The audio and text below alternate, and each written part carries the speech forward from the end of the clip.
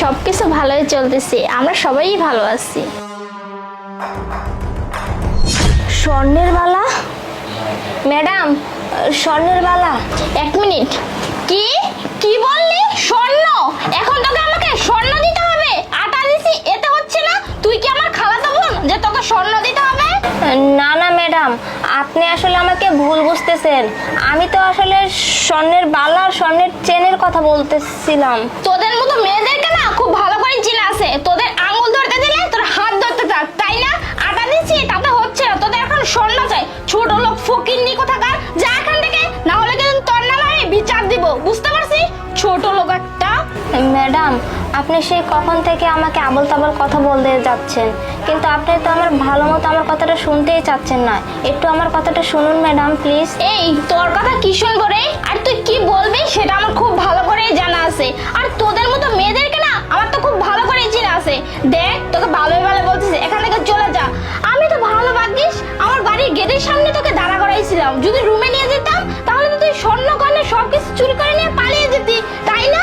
আর শোন, তোকে ভালোই ভালো বলতেছি, তুই এখান থেকে চলে যা, না হলে কিন্তু আমি তোর নামে থানায় কমপ্লেন করব, বুঝতে পারছিস? যাবি না? দাঁড়া। আরে শান্ত, আরে কি হয়েছে? তুমি এত চিল্লাচিল্লি করতেছো কেন? হ্যাঁ, আরে তুমি কি জানো না বাসাতে মা ঘুমাচ্ছে, মার মাথায় ব্যথা করতেছে, মা মাথা নিয়ে উঠতে পারতেছে না। তোমরা যদি বাসায় এরকম চিল্লাচিল্লি করো তাহলে মা তো ঘুমটা ভেঙে যাবে। তুমি কি কিছু বুঝো না নাকি? হ্যাঁ, আরে চিল্লাচিল্লি করবো না কি করবো? দেখো না, এই যে ছোট লোককে আটা দিছি তাতে হচ্ছে না, ওর স্বর্ণ চাই, স্বর্ণ। আরে তোমরাও যে না এইসব ছোট লোকদেরকে না মাথায় তুলতে হবে না, মাথায় তুললে না এরা আর মাথা থেকে নামবে না। এই চা এখান থেকে, সব ছোট লোক কোথাকার। এই শান্তা, চলো তো। এই শোন, ভালোই ভালো এখান থেকে যা, না হলে এটা দেখছিস একদম মাথা ফাটিয়ে ফেলবো। যা এখান থেকে। আরে শান্তা, চিল্লাচিল্লি করো না, চলো চলো।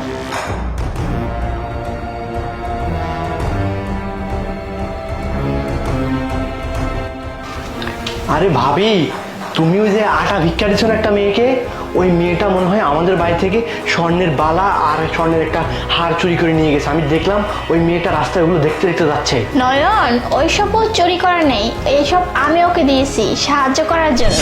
হ্যাঁ চাচা বলুন, কি বলতেছেন চাচা? এতগুলো টাকা লাগবে? চাচা, আমি জানি না, যেইভাবেই হোক আমার মাকে না বাঁচাতেই হবে। আপনি যেভাবেই পারেন আমার মাকে বাঁচান না। আমি এখন কি করব? আমি তো কিছুই বুঝতে পারতেছি না। এতগুলো টাকা, আর আমার মা যদি না বাঁচে না চাচা, তাহলে আমিও বাঁচবো না। চাচা, আপনার দুটো পায়ে ধরি চাচা, আপনি যেভাবেই হোক আমার মায়ের চিকিৎসা করুন।